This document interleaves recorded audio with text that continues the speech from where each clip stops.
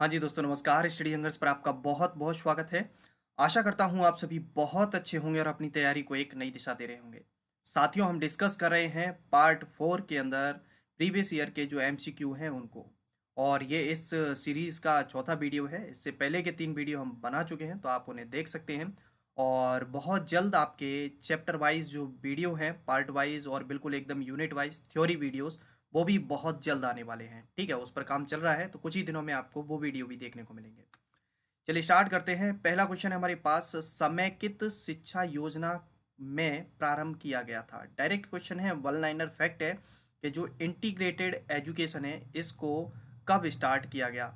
1981, 1982, 1994 और 2001। तो अगर हम बात करें समेकित शिक्षा योजना की, तो इसे चालू किया गया था 1981 में। अगला क्वेश्चन है, निम्न में से कौन संक्रामक बीमारी नहीं है। ये बीमारी वाला एक चैप्टर है हमारा ऑलरेडी। इसमें सभी जितनी भी डिसीज हैं उनको हम डिटेल में जानेंगे। तो इनमें से पूछ रहा है कि निम्न में से कौन संक्रामक बीमारी नहीं है। टाइफाइड, खांसी, बुखार और एड्स। तो अगर हम बात करें इन्फेक्टियस डिसीज जो है वो इनमें से नहीं है, एड्स नहीं है। ठीक है, तो देख लीजिए। अगला क्वेश्चन है, देखिए एड्स के ऊपर बहुत क्वेश्चन देखने को मिल रहा है। अभी ये इस सीरीज का हमारा क्वेश्चन है, मतलब ये हमारी 4th नंबर का वीडियो है। और लगभग हम देख पा रहे हैं कि एड्स के ऊपर हर एक में पूछ रहे हैं, तो इसको हम डिटेल में एक अलग से स्पेशल वीडियो बना देंगे एड्स के ऊपर। ठीक है। और एक क्वेश्चन जैसे गर्भावस्था से बहुत देखने को मिल रहे हैं, विथ डिटेल में जानेंगे। पूरा का पूरा एक क्लास पूरी की पूरी गर्भावस्था के ऊपर रख देंगे। ठीक है ना। चलिए, एड्स संक्रमित व्यक्ति की स्टेज होती है, मतलब पूछ रहा है कि एड्स से जो व्यक्ति अफेक्टेड हो जाता है, संक्रमित हो जाता है, उसकी कितनी अवस्था होती है। 6, 4, 5, 2। तो अगर हम बात करें जो एड्स से संक्रमित व्यक्ति होता है उसकी अवस्थाएं होती हैं 4। ठीक है। अलग अलग स्टेजेस होती हैं, प्राइमरी स्टेज, सेकेंडरी, ऐसे इस लेवल पर बात कर रहा है वो। अगला, सीखने के पठार के कारण हैं, factor responsible for plateau of learning. ठीक है। तो सीखना वाला जो चैप्टर है उसमें हम लर्निंग कर्व पढ़ेंगे। एक तो सीखने के वक्र पढ़ेंगे, सीखने के पठार पढ़ेंगे, सीखने के बाकायदा सिद्धांत पढ़ेंगे, क्योंकि इनमें से बहुत क्वेश्चन देखने को मिल रहे हैं। ठीक है, कुछ चैप्टर में आपको ऐसे भी पढ़ाऊंगा जो हो सकता है आपके सिलेबस में इधर ना हो पार्ट 4 में, लेकिन बाल विकास के अंदर वो चैप्टर हैं और उनमें से क्वेश्चन आए हुए हैं, तो हम उनको भी जानेंगे बाकायदा, है ना। चलिए मैं आपको बताऊंगा अभी कि हमारे पास कौन कौन से उसमें दिए गए हैं। इस सिलेबस तो डिटेल में डिस्कस कर ही लिया है हमने। उसके अलावा एक्स्ट्रा कुछ यूनिट्स हैं जो कि इनमें से क्वेश्चन आ रहे हैं, फिर ये लगता है कि आउट ऑफ सिलेबस आया, तो इसलिए उसको भी कवर करके चलेंगे। ठीक है ना।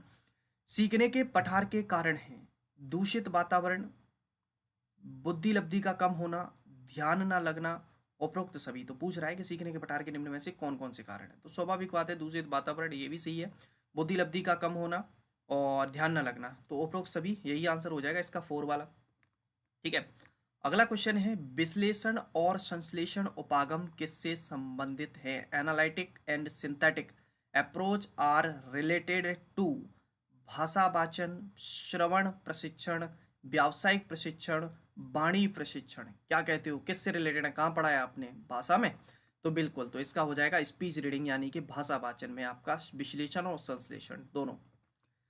अगला है, जन्म के पश्चात शिशु निम्नलिखित में से कौन सी शारीरिक क्रियाएं करता है। ताप पर नियंत्रण, रोग प्रतिरोधक क्षमता का विकास, पाचन क्रिया, उपरोक्त सभी। मुझे तो भाई इसका आंसर उपरोक्त सभी लग रहा है। आपको क्या लग रहा है, उपरोक्त सभी लगा दिया जाए। बिल्कुल इसका उपरोक्त सभी, क्योंकि आप देख पा रहे हैं जन्म के बाद ये सब चीजें बच्चे के अंदर होती हैं। ठीक है ना।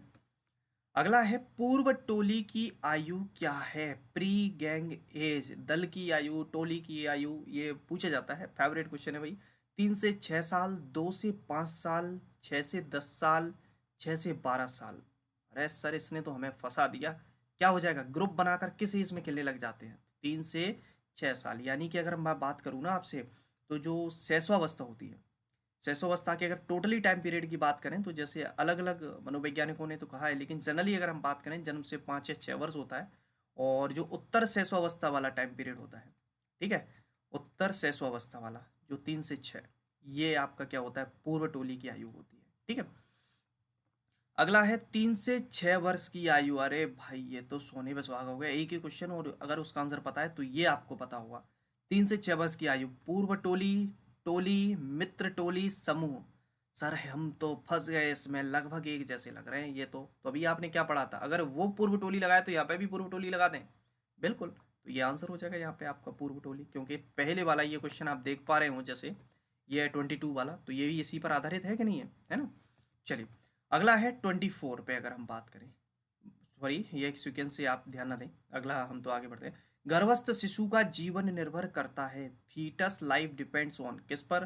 फेलोपियन नलिका पर, जो फेलोपियन ट्यूब जिससे बच्चा माँ से कनेक्टेड होता है, प्लेसेंटा यानी कि अपरा, स्नायु मंडल और उपरोक्त सभी किस पर निर्भर करता है? जो प्लेसेंटा होता है ना, प्लेसेंटा अपरा जिसे कहते हैं, इस पर गर्भस्थ शिशु का जीवन निर्भर करता है।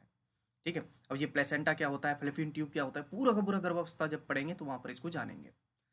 शैशवावस्था में बालिका का भार बालक से, शैशवावस्था की बात कर रहा है, क्या होगा? कम होता है, ज्यादा, या बराबर, या इनमें से कोई नहीं? मुझे तो कम लग रहा है, क्योंकि बाल्यावस्था में क्या होता है, फिर बढ़ता है, तो कम ही हो जाएगा कि नहीं हो जाएगा, है ना?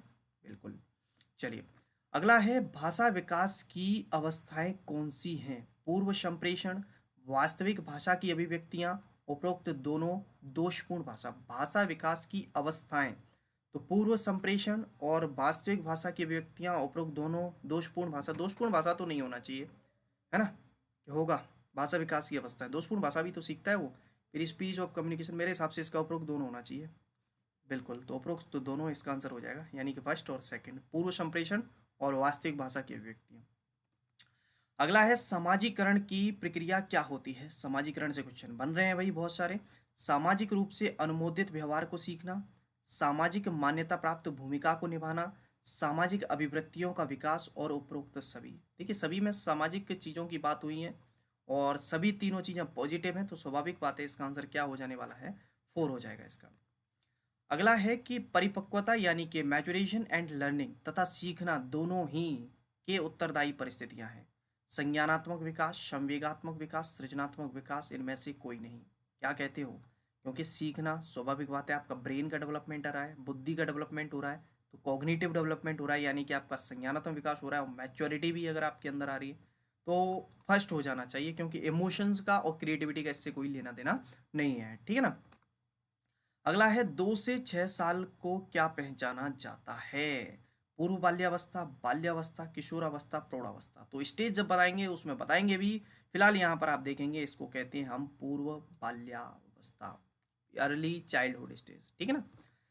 अगला है NIPCDD का पूरा नाम क्या है? सर ये बता दीजिए। नेशनल चाइल्ड, पहला वाला है national institute of public health and child development, राष्ट्रीय जन सहयोग एवं बाल विकास संस्थान, दूसरा है राष्ट्रीय बाल नीति और राष्ट्रीय बाल बोर्ड। इंग्लिश से देखना पड़ेगा। National child policy, national child board, मेरे हिसाब से तो NIPCCD।